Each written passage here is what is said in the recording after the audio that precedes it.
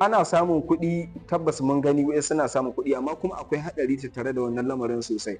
Abu mafi Alaƙa media. wayannan mutanen wayanda suke son su ga suna samun kuɗi da WhatsApp sosai amma kuma ba san dalilin da yasa ta ina ake samun wayannan kuɗin ba. Ana ba ku kuɗi amma ba ku san ta wace hanya ake samun kuɗin nan ba. Ya kamata a ce idan har kana samun kuɗi da wannan WhatsApp ɗin to ka san dalilin da yasa ake baka kuma da dalilin da yasa ake rufe ma account. Mafi yawanci kun san cewa ana rufe wannan account ɗin, shin kun san dalili? To wai ma ba wannan ba, ku da kuke yin linkin account ɗinku kun san suwa kuke ba account ɗinku? Idan fa kuka yi linkin account ɗinku kun ba su dama ne za su iya chatting da account ɗinku, za su iya chatting da mutanenku, za su iya magana da kowa kuma za su iya tambaya kowa. Inda matsalar take ana yaudarar mutane ta wannan hanyar, amma mafi amfani shine idan har ka san za ka yi wannan abun to ka zamana cewa ba ainihin account ɗinka bane wanda kake amfani da shi. Zan ba ku shawarwari kuma zan gargaɗe ku akan wasu abubuwa.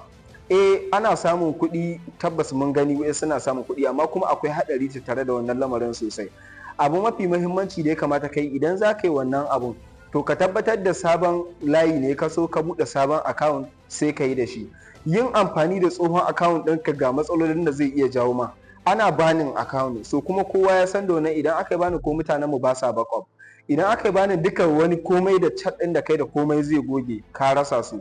Sana kuma haɗari na biyu kai da kai linkin account idan ya zama da cewa wannan abun scam ne za a iya bin mutanen ka anshi kuɗaɗen su kuma a yi tunanin su wayanda suka bada kuɗin su tunanin cewa kai ne ka bada. So wannan ba babban matsala ce. Da haka yin shawara ta anan shine idan har ka san za ka yi wannan abun to ya zama na cewa ba sabon account ba tsohon account ɗinka bane ba, sabon layi ne ka so kai wannan harkar da ita. Saboda mafi akasari ana samun matsaltsalu sosai kuma yawanci wayannan abubuwan ma scam ne. Saboda dole sai ka yi referral. Duk wanda ke wannan abin ya san da cewa idan har bai yi referral ba so ba zai samu komai ba. Bai wuce ka samu naira 1000 ba ko 700 ba ta ma kai adadin da za ka yi withdraw ba, saboda yawancin su suna farawa ne cewa sai ka kai naira 2000 da wani abu za ka yi withdraw. So platform ɗin dai daban-daban ne kuma ku da kuke yi kun san kala-kala ne. So ni shawarar da zan bada anan idan har ka san sau kake yi ka samu kuɗi da ainihin account ɗinka na WhatsApp to ya zama na cewa kasuwanci kake kana sai da wani abu ko kana tallata hajarka.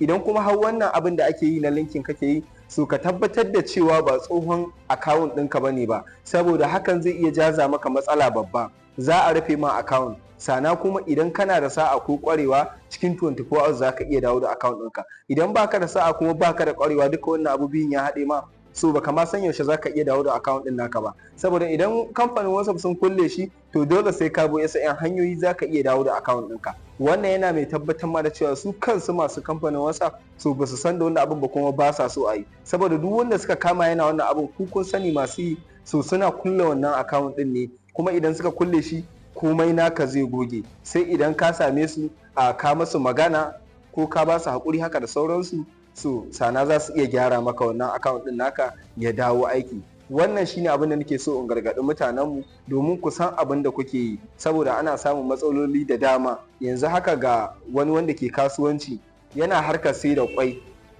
duk ana turo mai transaction da komai ta ciki duk da yake kasuwancin shi, kun dai sai yanzu komai ya koma a waya. Shaida ka tura ma mutum kuɗi ta WhatsApp ɗinka, shaida ya turo ma ta WhatsApp ɗinka, kawai ya ji an ce ana samun kuɗi da wannan abun bai sanya ake bayan linkin account ɗin. Sun kulle account ɗin kuma an yi juyin duniya masu sun ƙi buɗe shi yanzu ya kwana 3 kenan. Na gode. Alaƙa